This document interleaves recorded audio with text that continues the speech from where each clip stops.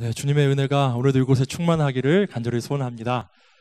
정말 덥죠. 우리의 여름은 어디까지 이어질 것인가.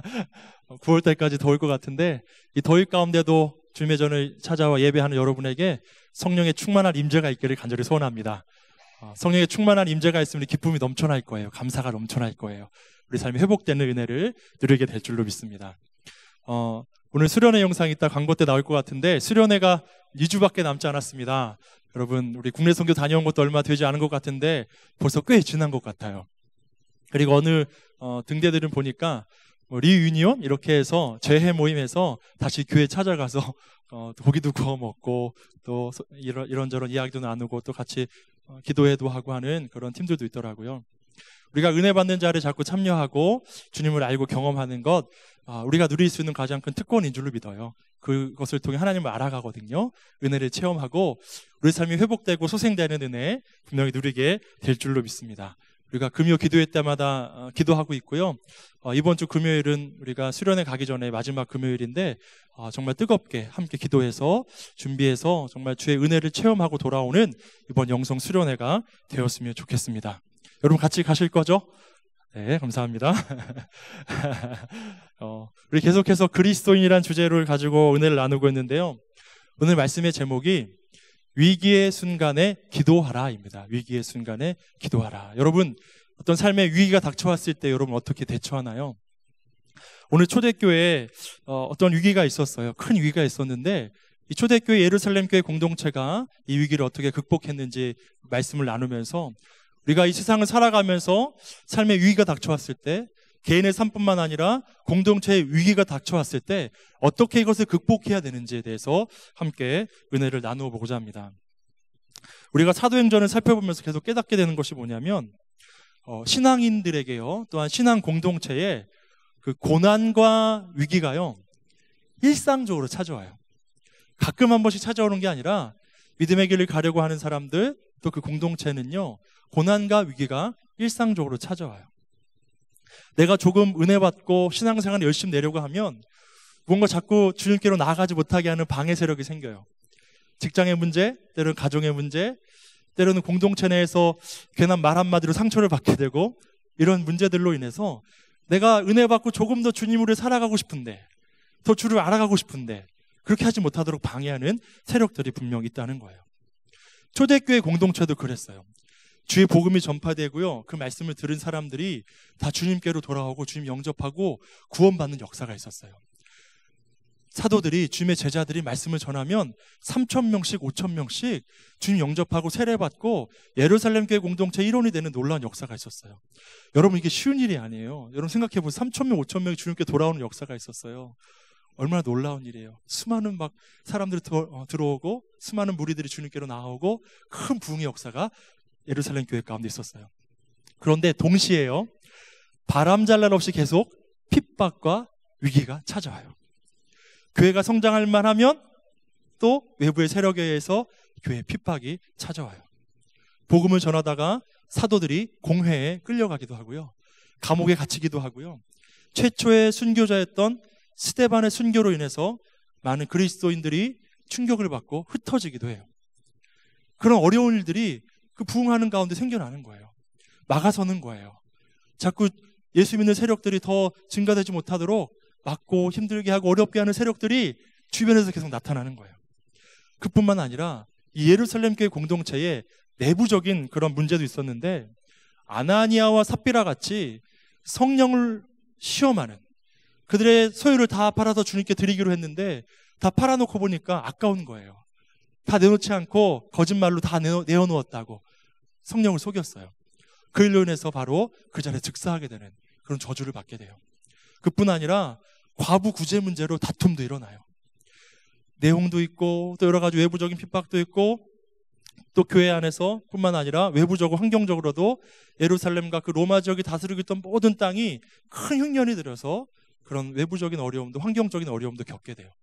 근데 우리가 지난주에 말씀 나눴던 것처럼 이방 그리스도인 공동체, 헬라인들의 그리스도인 공동체였던 안디옥 교회가 오히려 그 어려운 때에 흉년 때에 예루살렘 교회를 도와주었어요.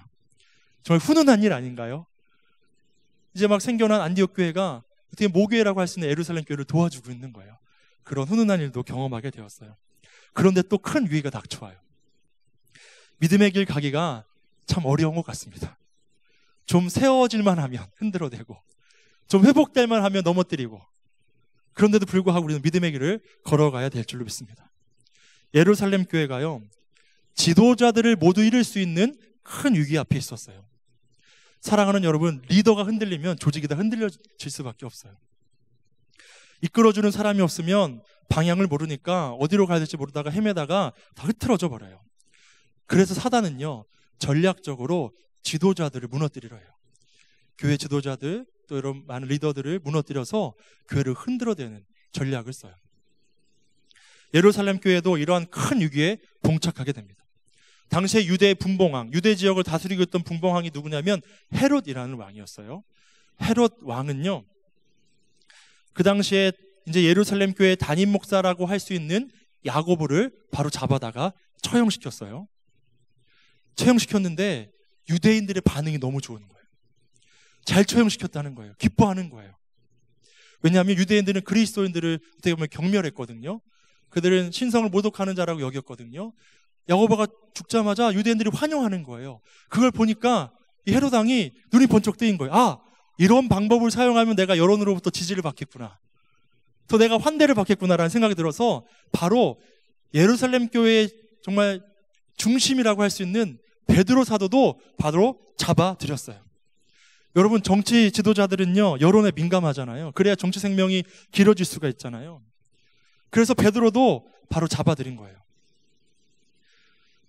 그런데 베드로를 바로 죽이지 못했어요. 왜냐하면 이 헤롯 왕이요, 베드로를 죽임으로 해서 가장 큰 효과를 낼 수 있는 날짜를 그가 기다린 거예요. 그때가 언제냐면 그 앞에 6월절이 며칠 지나지 않아 6월절이 이제 다가오게 되었거든요. 6월절에 많은 유대인들이 예루살렘에 찾아왔을 때 베드로를 그들 앞에서 죽이면 그들이 나를 환대하겠지, 나를 더 좋아하겠지, 여론이 더 좋게 형성되겠지, 그런 마음이 들어서 베드로를 바로 즉시 야고보와 같이 처형하진 않았어요. 이 헤롯 왕이요, 그렇게 자신의 입지를 구축하기 위해서 혈안이 되었던 사람이에요. 헤롯 왕이 성전을 지어줬어요. 유대인들에게 성전을 지어줬어요. 그 성전이 헤롯 성전인데, 이 헤롯 성전도 주님을 향한 거룩한 마음으로 내가 성전을 지어서 하나님께 영광을 돌려야지 하는 마음으로 지은 성전이 아니에요. 여러분, 성경 공부했던 여러분 지체들은 알겠지만 솔로몬의 성전이 세워지고 그 이스라엘 백성들이 멸망당했을 때 그 성전이 다 무너졌어요. 그리고 포로 귀환해서 수룹바벨 성전을 지었어요. 솔로몬 성전보다는 조금 못한 성전이었지만 하나님께 기뻐하면서 예배할 수 있는 처소가 되었어요. 그리고 나서 세 번째로 지어진 성전은 헤롯 성전인데, 이 성전은요, 하나님의 영광을 높이기 위해서 지은 성전이 아니라 자신의 정치적인 생명을 이어가기 위해서 자신의 그런 정치적인 목적으로 이 헤롯 성전을 세워서 유대인들의 환심을 사려고 세웠던 성전이 바로 헤롯 성전이었어요.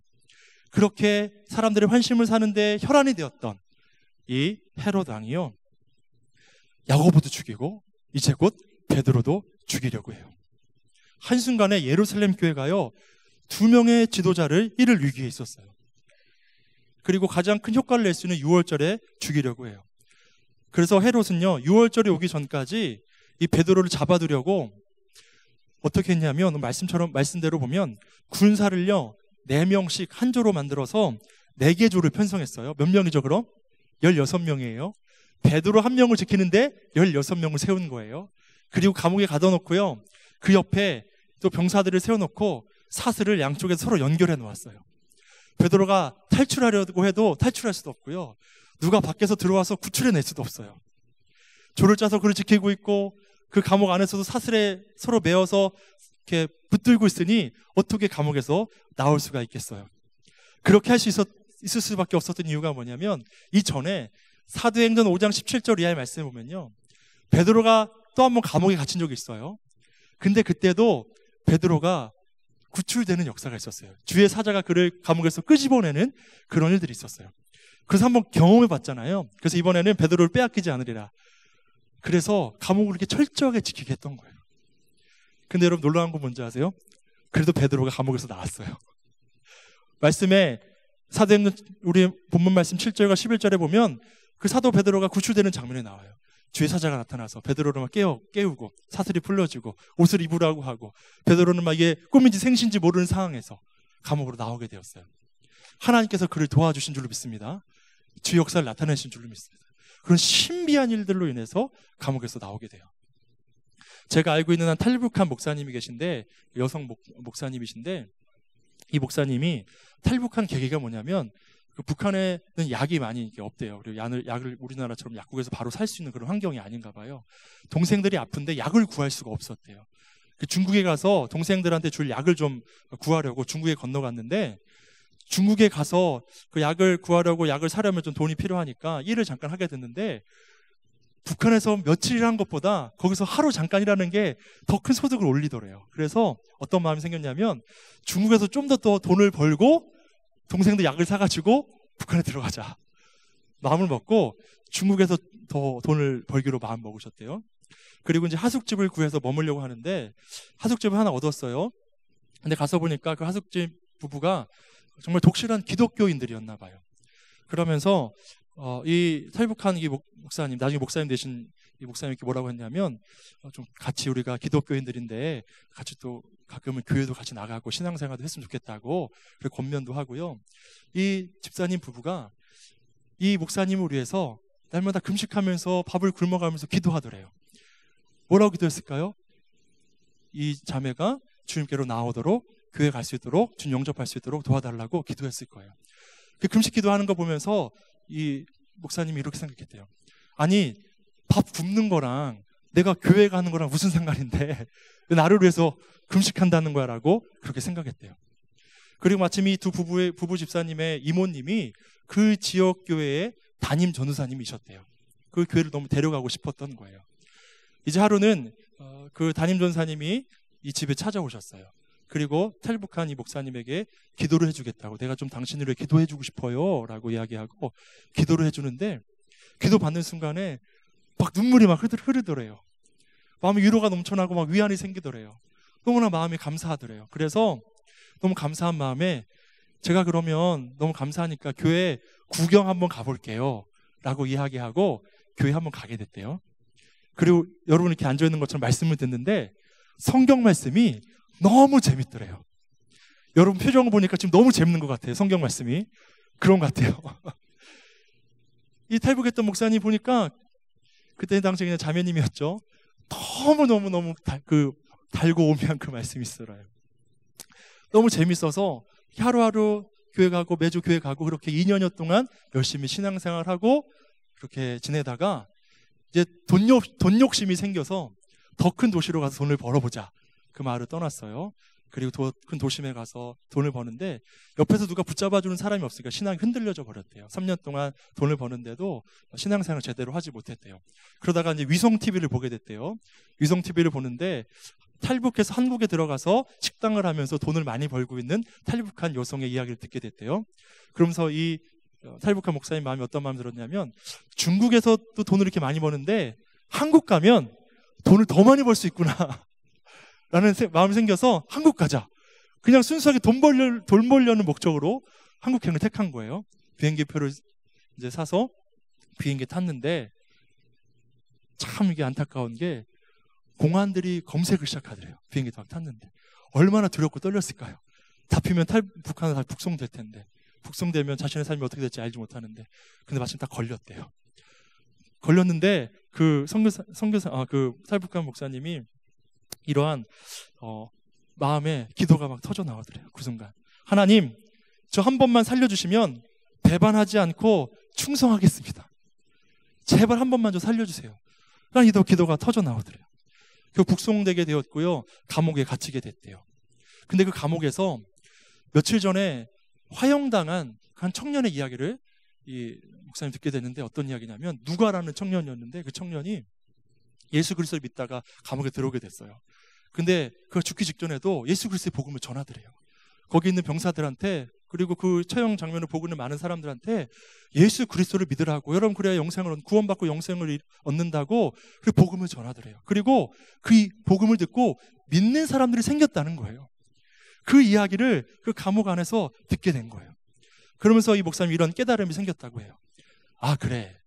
예수님 믿는 거는 예수님 이용해서 내가 잘 살고 그런 게 아니구나. 천국으로 인도하는 게 예수님 믿는 거구나. 그리고 예수님 전해서 다른 사람도 천국 가게 해야 되는 거구나.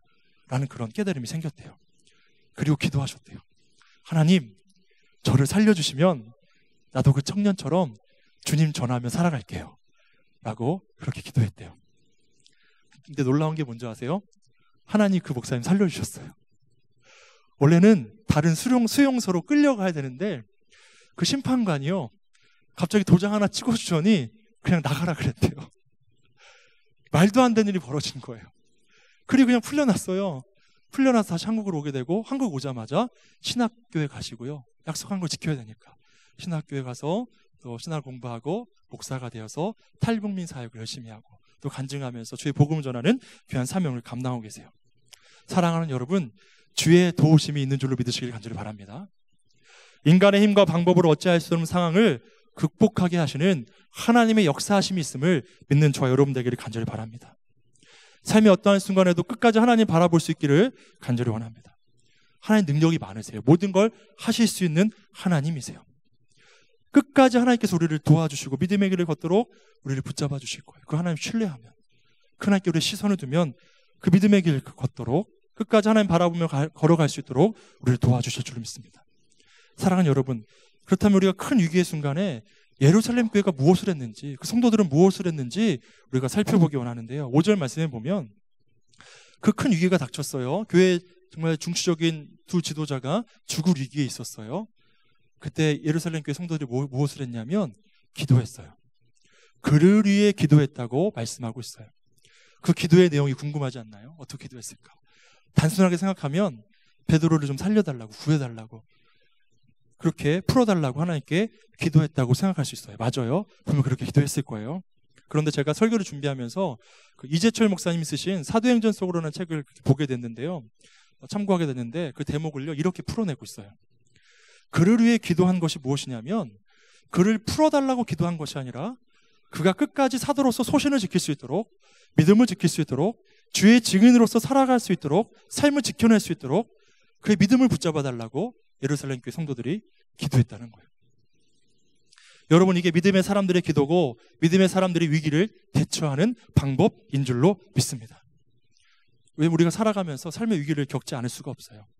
신앙인으로 살아가면서 유혹과 환난과 시련을 겪지 않을 수는 없어요. 그러나 어떻게 대처하느냐가 중요한 줄로 믿습니다. 오히려 그 순간에 더욱 믿음의 눈을 들어 주를 바라볼 수 있는 저와 여러분 되기를 간절히 소원합니다. 그 문제 너머에 있는, 그 환경 너머에 있는 하나님의 섭리를 보는 거예요. 하나님의 섭리를 바라보는 거예요. 이 일을 통해서 하나님께서 어떠한 일을 하려고 하시지, 나를 향한 어떠한 계획과 목적이 있으시지, 그것을 바라보는 거예요. 여러분, 많은 믿음의 선진들이 믿음의 길을 걷는 거 쉬웠을까요? 전혀 그렇지 않았어요. 수많은 시련과 위기의 순간들이 얼마나 많았는지 몰라요. 여러분, 아브라함만 봐도 그래요. 여러분, 아브라함의 모든 여정들이 세세하게 성경에 다 기록되어 있지는 않아요. 그런데 여러분 생각해보면요, 그가 주의 부르심에, 택하심에 순종해서 주를 따르기로 결정한 순간부터 어떻게 보면 그의 삶에 고난과 수고로움이 시작되었습니다. 어려움이 시작된 거예요.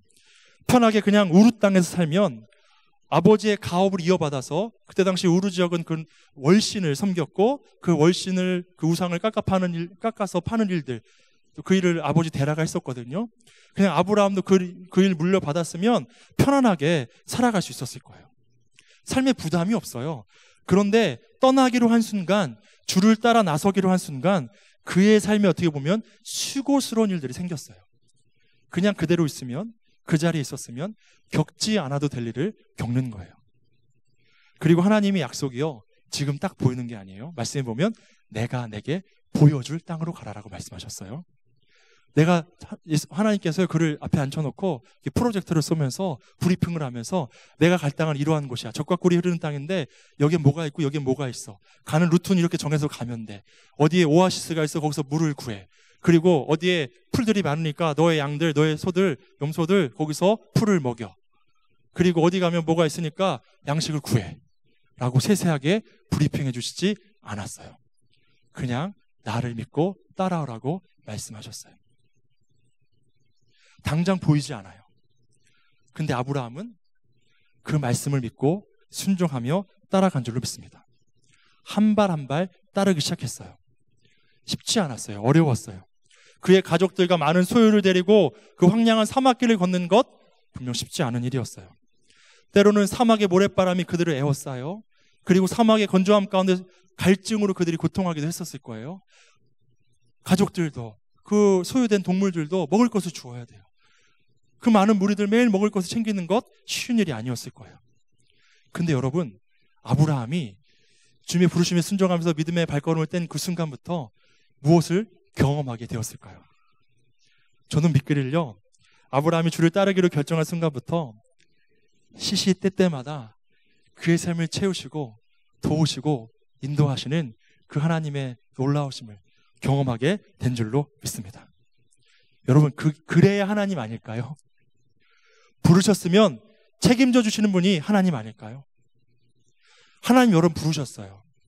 그럼 어떻게 하실 거예요? 하나님이 여러분을 책임져 주실 줄로 믿습니다. 이 믿음으로, 이 신뢰함으로 주님을 따라 나서는 거예요. 그런데 우리가 이 사실을 자꾸 놓쳐요. 놓칠 수밖에 없어요. 우리 연약해요. 쉽게 흔들릴 수밖에 없는, 어떻게 보면 정말 갈대와 같은 존재가 우리 인간들이에요. 너무 연약한 우리들이에요. 그런데 그러함에도 불구하고 끝까지 하나님께로 시선을 둘 수 있는, 하나님을 믿음으로 고백하고 신뢰할 수 있는 저와 여러분이 되기를 간절히 축복합니다. 그래야 우리가 믿음을 지킬 수가 있어요. 초대교회가, 예루살렘 교회가 위기 앞에 그를 위하여, 베드로를 위하여 기도한 게 이거예요. 베드로가 믿음의 시선을 놓지 않게 하여 주옵소서. 끝까지 당신을 바라볼 그 믿음이 흔들리지 않게 하여 주옵소서. 그게 뭔지 아세요? 그가 죽더라도 천국을 놓치지 않게 해주세요 라고 기도하고 있는 거예요. 바로 이것이 초대교회 신앙 공동체의 믿음이었는 줄로 믿습니다. 여러분, 죽음이 두려운 게 아니에요. 그럼 왜 주님께서 야고보는 바로 처형시키시고 베드로는 살려주셨어요? 여러분, 우리가 중요하게 바라봐야 될 게 뭐냐면, 이상의 고난과 어떤 상황이 아니라 끝까지 천국을 놓치지 않는 그런 삶을 살아갈 수 있기를 간절히 바랍니다. 초대교회 공동체가 큰 위기 앞에 베드로를 위해 기도한 게 이것이에요. 그를 위해 기도하였더라. 그가 믿음을 잃지 않기를, 그가 주님을 부인하지 않기를, 그가 믿음으로 주님을 시인할 수 있기를, 주의 증인으로서의 삶을 살아갈 수 있기를 저를 붙잡아 달라고 그렇게 베드로를 위해 기도한 줄로 믿습니다. 하나님 나라를 놓치는 게 두려운 거예요. 그 구원을 놓치는 게 너무 두려웠던 거예요. 그 보혈의 피로 구원하신 주님, 값비싼 대가를 치르시고 구원하셨는데 그 구원을 놓쳐버린다면, 그 영생을 놓쳐버린다면 얼마나 하나님이 안타까워하실까. 우리 입장에서도 얼마나 안타까운 일이에요. 그걸 염려하는 거예요. 저도 바라기를요, 여러분 삶의 순간순간에 어려운 일이 없을 수는 없지만 이 세상을 살아가는 동안에 하나님 나라가, 우리 아까도 찬양했지만 새하늘과 새 땅 그날이 오기 전까진 우리는 늘 고민하고 갈등하고 유혹당하고 시련 가운데 환난 가운데 살아갈 수밖에 없지만, 그러함에도 불구하고 주님을 끝까지 바라볼 수 있는 저와 여러분 되기를 간절히 소원합니다. 믿음의 길 걷는 거 쉽지 않아요. 수많은 유혹이 있어요. 왠지 아세요? 우리는 악이 만연한 세상 가운데 살아가고 있기 때문이에요. 믿는 자들을 핍박하는 세상, 믿는 자들을 어떻게 해서라도 실족시키려고 혈안이 되어요. 우리를 밀가부르듯 하려고 늘 사단이 눈을 부릅뜨고 넘어뜨릴 자를 찾고 있어요. 그 세상 가운데 우리가 살아가고 있어요. 그런데 우리가 오히려 편안하다면, 오히려 안락하다면 더 이상한 것 아닐까요? 그 고난의 순간에도 하나님 바라볼 수 있었으면 좋겠어요. 삶의 위기가 찾아왔을 때 기도합시다. 어떤 기도를 해야 되나요? 믿음을 잃지 않도록 도와달라고, 굳건한 믿음을 갖게 해달라고, 끝까지 하나님께 시선을 두고 그리스도인으로서의 삶을 포기하지 않을 수 있도록 나의 심령을 붙잡아 달라고 기도할 수 있기를 간절히 소원합니다. 여러분, 베드로가 감옥에 갇혔을 때 잤어요. 편안하게 잤어요. 그래서 주에 사다가 막 흔들어 깨웠잖아요. 나가자고. 다음날 그는 죽을 운명이에요. 근데 어떻게 편안하게 잠을 잘 수가 있죠? 그의 마음 가운데 죽음도 두렵지 않은 평안과 확신이 있었는 줄로 믿습니다. 우리에게는 그런 평안과 확신이 있나요? 감리교 운동을 시작한 감리교의 창시자였던 존 웨슬리 목사님이요, 미국 조지아로 영국에서 선교를 떠났어요. 선교를 가는 와중에 큰 풍랑을 만나게 되었어요. 그 풍랑 가운데 웨슬리 목사님 너무 두려운 거예요. 그 죽음의 두려움이 엄습한 거예요. 그런데 갑판에 나가보니까 자기 너무 두려워 떨고 막 숨어 있는데, 모라비아 교도들이요, 어떻게 보면 순복음 계통에 뜨겁게 기도하고 막 성령 충만함을 막 경험하고 그것을 추구하는 그들이 갑판에서 뜨겁게 기도하고 있는 거예요. 주를 찬양하면서 예배하고 있는 거예요. 이 웨슬리 목사님 물어봤어요. 두렵지 않아요? 두렵지 않대요. 자신들은 지금 당장 죽어도 천국에 갈 수 있는 확신이 있대요. 자신은 숨어 있는데, 지금 죽을까 봐 어떻게 될까 봐 두려워 숨어 있는데, 또 자신은 목사인데 나에게 구원의 확신이 없구나. 자신에게 실망한 거예요. 선교를 갔어요. 선교를 가서도 선교가 잘 풀리지 않았어요. 그리고 나서 다시 영국으로 돌아왔어요. 낙심한 채로, 좌절한 채로. 그가 그러나 제 역사하신 가운데 올더스케이트 그 거리에서 모라비아 교도들의 집회 훈련에 참석했다가 성령의 충만함을 경험하고 구원의 확신이 생겨나고, 그가 담대함을 가지고 주의 복음을 전했을 때 수많은 영혼들이 주님께로 돌아오는 역사가 있었는 줄 믿습니다. 그 구원의 확신이 저와 여러분에게 있기를 간절히 소망합니다. 믿음의 길을 걷는 게 이거예요. 어려울 수 있어요. 많은 시련이 닥쳐올 수 있어요. 내가 정말 마음대로 신앙생활할 수 없는 환경들도 우리 안에 있을 수 있어요. 그때 순간과 환경 가운데, 세상의 유혹 가운데 흔들림 없이 하나님께로 시선을 둘 수 있는 저와 여러분 되기를 간절히 축복합니다. 왜요? 저 천국에 가야 돼요. 영생을 누려야 돼요. 이 세상의 삶을 유한해요. 이 세상의 삶이 마지막 기회예요. 저 천국의 삶을 포기할 수 없는 아름다운 삶인 줄로 믿습니다. 주와 함께하는 삶, 영생을 누리는 삶, 우리를 지으시고 우리를 아시고 우리를 책임져 주고 사랑하시는 그 하나님과 영원히 거하는 삶, 이게 바로 천국의 삶인 줄로 믿습니다. 그것을 포기하지 않기를, 그리고 아직 그런 삶을 모르는 자들에게 그 놀라운 천국의 삶을 소개하고 알려주고 그들로 구원받고 주님의 길을 걸어갈 수 있는 그 길로 인도할 수 있는 저와 여러분 되기를 간절히 소원합니다. 예루살렘 교회가 그를 위해 기도한 게 이거예요. 믿음을 잃지 않도록 저를 붙잡아 달라고, 끝까지 하나님 바라보며 증인의 삶을 살아갈 수 있도록 붙잡아 달라고 기도했던 거예요. 그런 삶, 끝까지 하나님 바라보며 믿음 안에 승리할 수 있는 삶이 바로 저와 여러분의 삶이 되기를 간절히 소원합니다.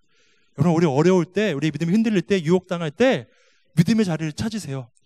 주님께 붙어 있는 자리를 찾으세요. 예배의 자리, 기도의 자리를 찾으세요. 낙심하고 포기하고 그냥 넘어져서 주저앉아 버리지 마시고, 그 어려운 순간에 더 주의 말씀이 있는 곳에, 주를 찬양하는 곳에, 기도하는 곳에, 또 우리가 속한 공동체에 더 열심히 참여하세요. 도움도 요청하세요. 그때 우리의 믿음이 견고해질 줄로 믿습니다. 그런 주님 안에서 기쁨과 감사와 저 천국의 온전한 삶을 누리며 살아갈 수 있는, 여러분, 우리 이 땅에서도요 천국의 삶을 누릴 수가 있어요. 어떻게 하면요, 주님 바라보며 샘 어떤 순간에도 힘을 내요.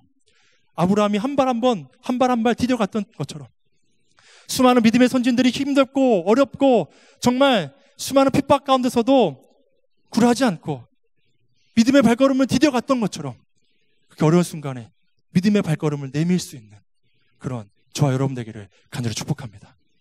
우리 시간 함께 찬양하며 결단하길 소망해요. 우리 시선이라는 찬양 부르면서 찬양하기 원하는데요, 우리 삶의 모든 순간 주님 바라볼 수 있는 그 믿음이 있기를 간절히 소망합니다. 우리 공동체 가운데 믿음이 흔들리고 방하고 있는 많은 지체가 있다면, 혹시나 내 가족이 있다면 정말 그들을 주님께로 권면하고 또 인도하고 그들을 위해 기도할 수 있는, 저가 믿음에서 떠나지 않도록 저를 위해 기도할 수 있는, 중보할 수 있는 그런 저와 여러분 되기를 간절히 소원합니다.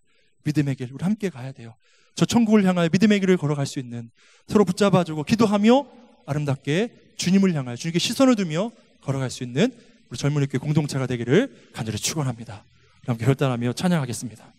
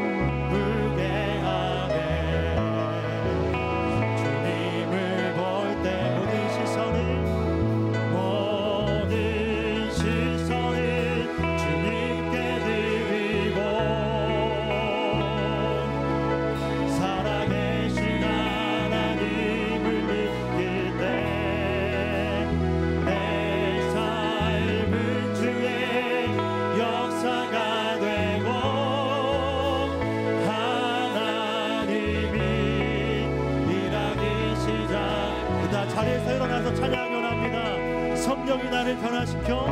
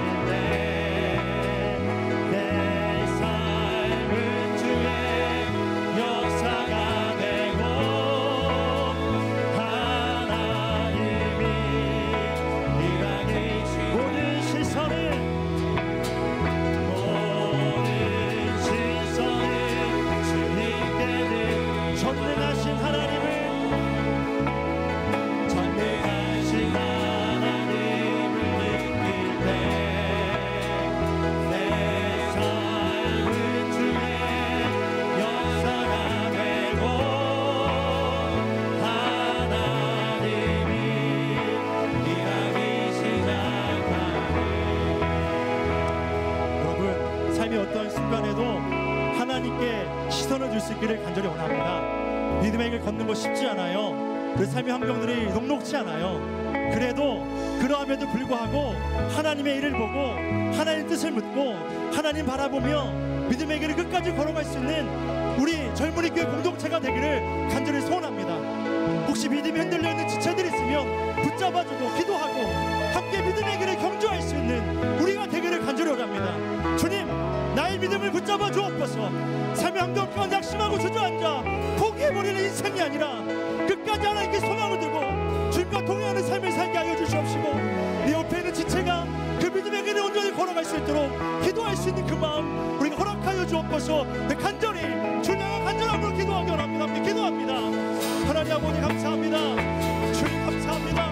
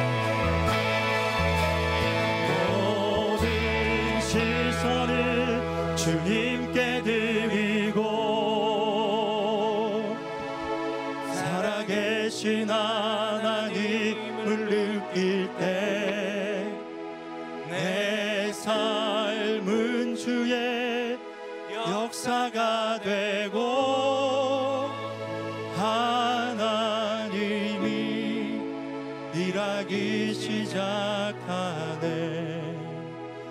모든 시선을 주님께 드리고